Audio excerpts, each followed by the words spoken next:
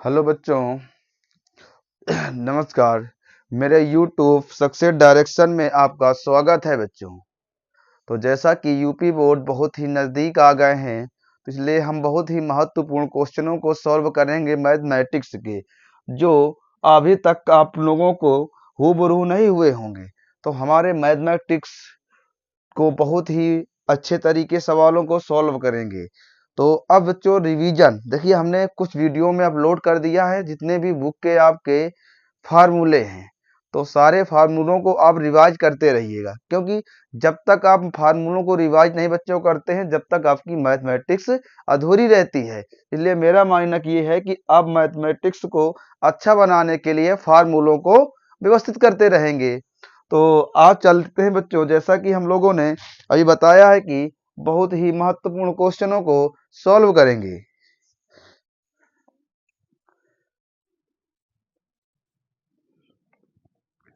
तो देखिए बच्चों, हमारा पहला सवाल क्या है।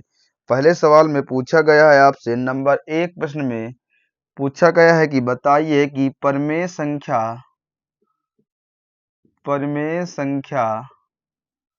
कौन सी परमेय संख्या होगी, कौन सी परमेय संख्या होगी, ये आपसे पूछा गया है। ठीक है, तो पहला ऑप्शन दिया गया है ए √2, फिर बी √3 और सी ऑप्शन √9 और डी ऑप्शन आपको कहा गया है √7। तो पूछा गया कौन सी परमेय संख्या होगी बच्चों। तो आपको हम लोग पढ़ाए होंगे कि परमेय संख्या किसे कहते हैं। तो वो संख्या जिसे हम p/q के रूप में लिख सकते हैं, वो क्या होती है, परमेय संख्या है। तो ये किसी का वर्गमूल नहीं होती है, ये किसी का नहीं होती है। और ये देखें तो इससे 3 बाहर आ जाएगा, बटे 1 लगा दें, ये किसी का नहीं होती। तो हमारी परमेय संख्या कौन सी हो जाएगी, √9 हमारी कैसी संख्या होगी बच्चों, परमेय संख्या होगी। चलते हैं दूसरे सवाल की ओर। हम लोगों ने एक क्वेश्चन सॉल्व कर लिया, दूसरा क्वेश्चन क्या कह रहा है बच्चों। तो देखते हैं दूसरा क्वेश्चन क्या कह रहा है।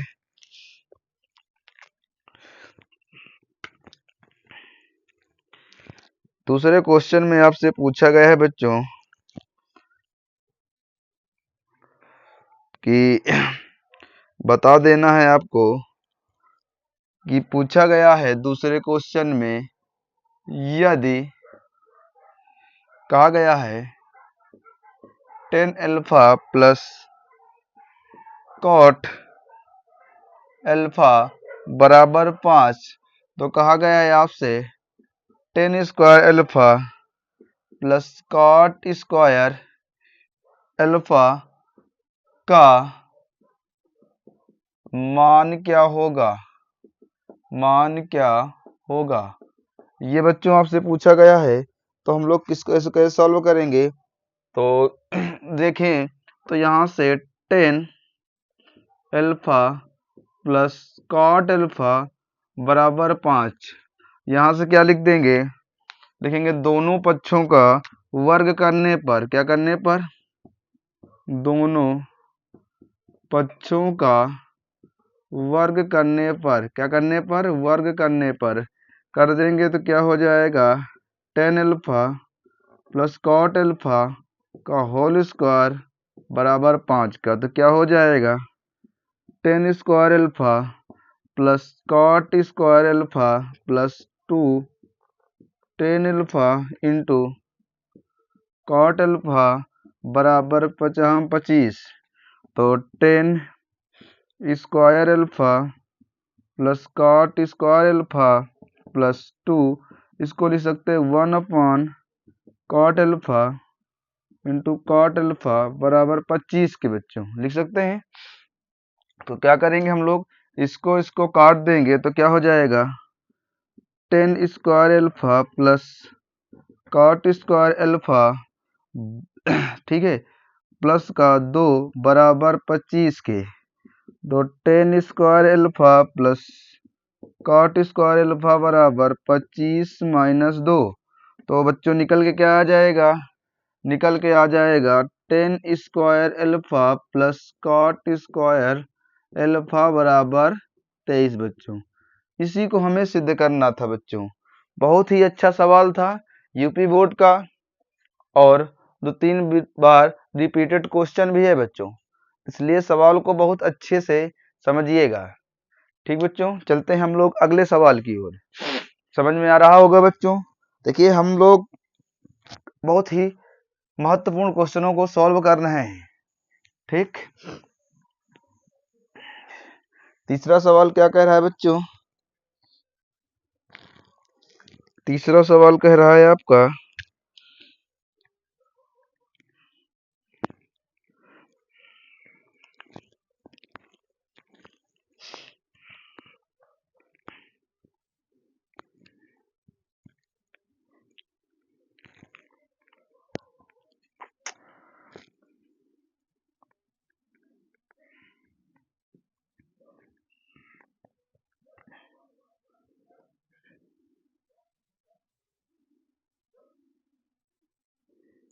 बहुत अच्छा सवाल है बच्चों। जैसा कि हम लोग तीसरा सवाल पढ़ रहे हैं, कह रहा है अनुक्रम, क्या कह रहा है? अनुक्रम अंडर रूट 2 कामा 2 अंडर रूट 2 कामा 3 अंडर रूट 2 का 10वां पद क्या होगा? ठीक बच्चों, चलते हैं बच्चों। 10वां पद के लिए हम लोग क्या करेंगे, इसको सॉल्व कैसे करेंगे तो देखते हैं। तो हमारे पास अंडर रूट 2 कामा 2 अंडर रूट 2 कामा 3 अंडर रूट 2 दिएगा ना बच्चों। चलते हैं हम लोग, अगर इसको डाल देते हैं बच्चों a1, इसको a2, इसको a3। तो पहले हम लोग निकाल लें यहाँ से सर्वांतर। तो a2 माइनस a1 क्या आ जाएगा? 2 under root 2 minus under root 2 बराबर अंडर रूट 2। यहाँ से a3 माइनस a2, a3 कितना है?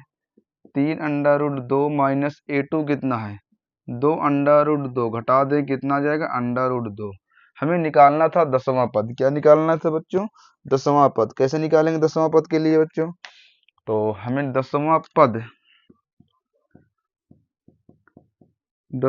पद क्या होता है?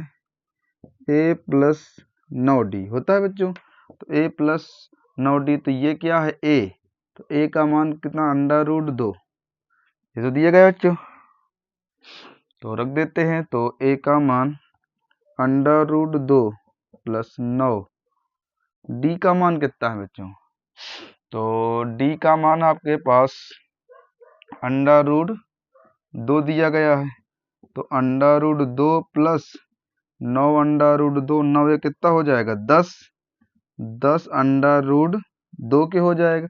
इसको हम लोग अंदर गुणा करा दें जाके, क्योंकि ऐसा हमें दिया नहीं गया है। तो हम लोग क्या करेंगे? अंदर गुणा करा देंगे, या इसी को हम लोग लिख देते हैं, कोई दिक्कत नहीं, हम लोग इसे क्लोज कर देते हैं। तो हमारा जो 10वां पद होगा वो क्या होगा? 10 अंडर रूट क्या होगा बच्चों? 2 होगा। ठीक बच्चों, तीसरे सवाल से हम लोग चलते हैं बच्चों चौथे सवाल की ओर। किसके? चौथा सवाल। चलते हैं, चौथा सवाल क्या कह रहा है आपका, देखते हैं।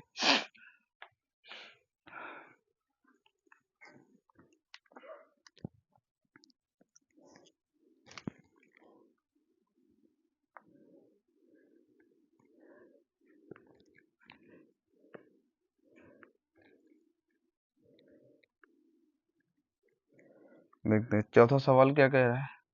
चौथा सवाल कह रहा है आर त्रिज्या, किसके? आर त्रिज्या वाले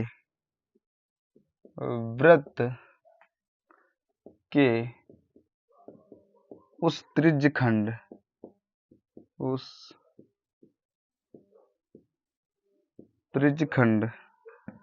का क्षेत्रफल क्या होगा? क्या होगा, ये पूछा गया था बच्चों। तो हम लोग जानते हैं कि त्रिज्यखंड का क्षेत्रफल का सूत्र क्या होता है?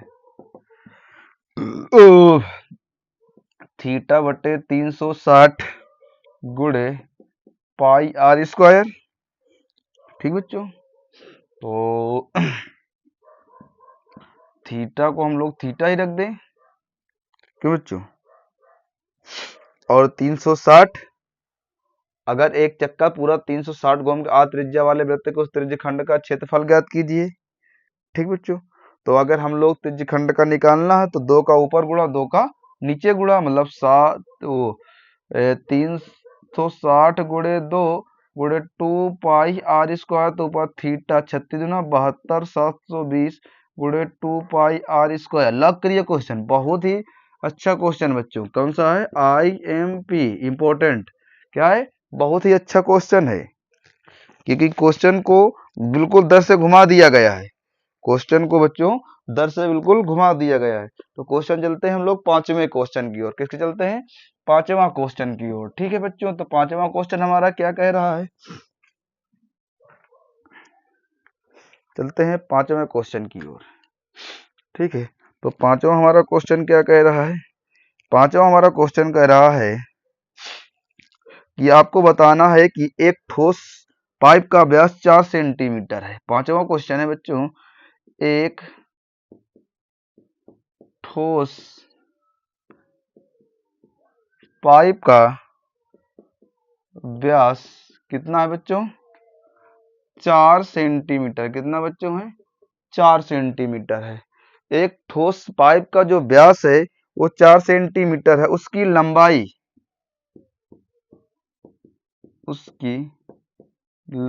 लंबाई कितनी है बच्चों? लंबाई 20 सेंटीमीटर है। तो पाइप में प्रयुक्त धातु का आयतन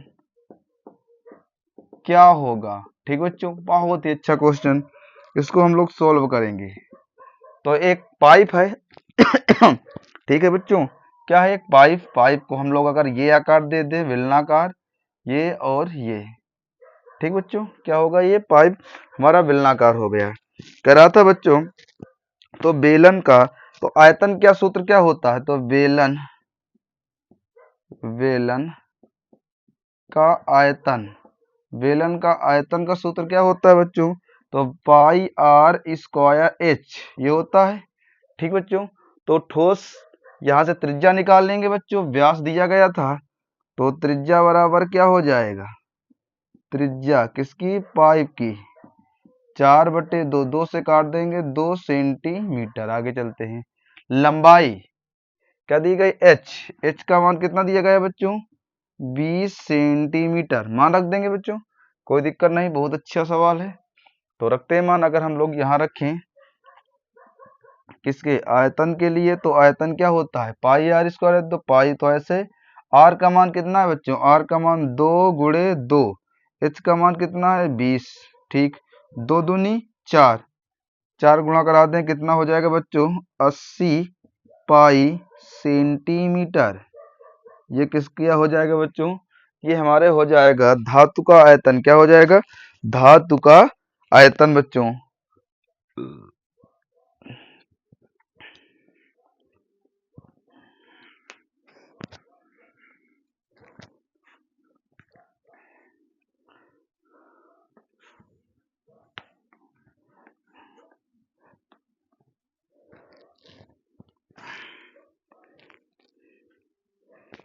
चलते हैं हम लोग क्वेश्चन नंबर 6। कौन सा? Question number 6। 6 क्या कह रहा है? 6 कह रहा है एक बारंबारता सरणी का माध्य, एक बारंबारता सरणी का माध्य कितना दिया गया है बच्चों? माध्य तथा माध्यक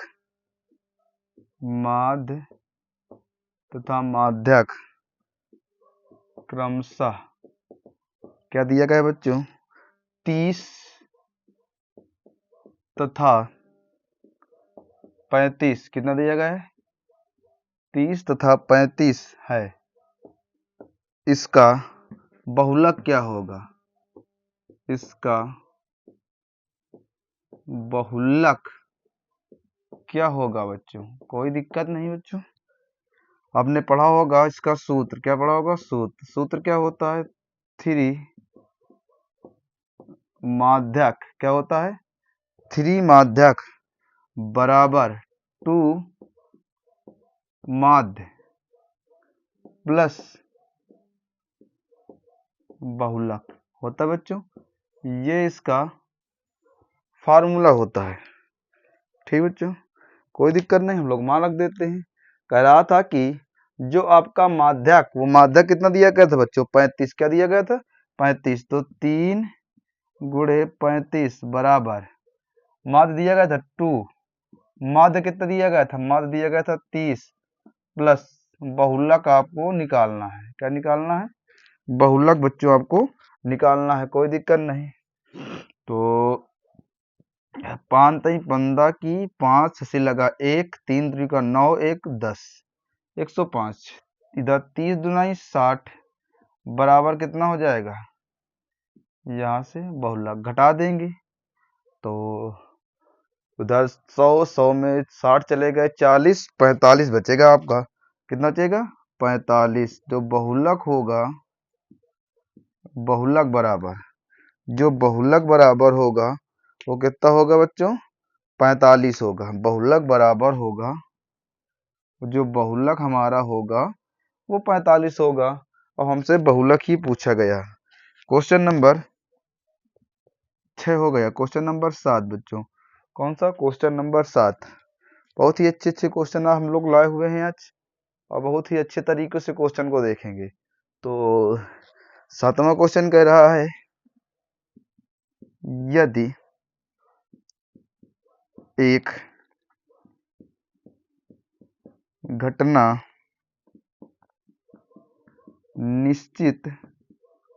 निश्चित रूप में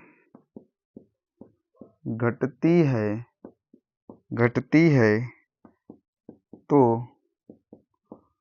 इसकी क्रियकता, क्या क्रियकता है? क्या होगी? क्रियकता। ठीक भैया, अगर हम घटना की बात करें तो घटना की कंडीशन क्या होती है? आपकी घटना की कंडीशन कौन कौन सी हो सकती है? घटना की कंडीशन होगी नंबर ये, अगर पहले की नंबर की बात करें तो एक होगी निश्चित। क्या होगी? निश्चित। और एक क्या होगी? अनिश्चित। क्या होगी? अनिश्चित। क्या होगी बच्चों? अनिश्चित। एक होगी निश्चित और एक होगी बच्चों अनिश्चित। तो पूछा गया था इसकी प्रयोक्ता क्या होगी निश्चित के लिए, तो प्रयोक्ता इसकी लिख लेंगे। तो निश्चित के लिए 1 होती है और अनिश्चित के लिए 0। तो हमारा आंसर जो होगा वो कौन सा हमारा हो जाएगा बच्चों? 1 हो जाएगा। हो जाएगा बच्चों?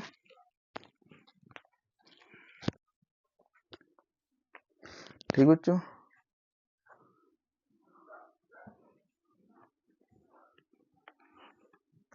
क्वेश्चन नंबर चलते हैं 7वें की ओर। कौन से बच्चों? 7वें की ओर। ठीक ठीक बच्चों, हम आपको 2 क्वेश्चन दिए दे रहे हैं। ठीक है, एक क्वेश्चन आपको दिए दे रहे हैं, आप इसको 7वां क्वेश्चन, 6वां 7वां तो हो गया था, 8वां क्वेश्चन। 8वां क्वेश्चन आप हमें दिखाएंगे। कहा पूछा गया है अभाज्य गुणनखंड अभाज्य गुणनखंड विधि द्वारा कौन से 25, 20 और किसको 10, 530 का लासा और मासा क्या होगा? ठीक है बच्चों, तो सभी लोग हमें ये बच्चों हम होमवर्क दे रहे हैं। ठीक है, ये अगली वीडियो में हम लोग इस सवाल को सॉल्व करेंगे। बहुत ही अच्छा क्वेश्चन है। तब तक के लिए बेटो नमस्कार। ठीक है बच्चों।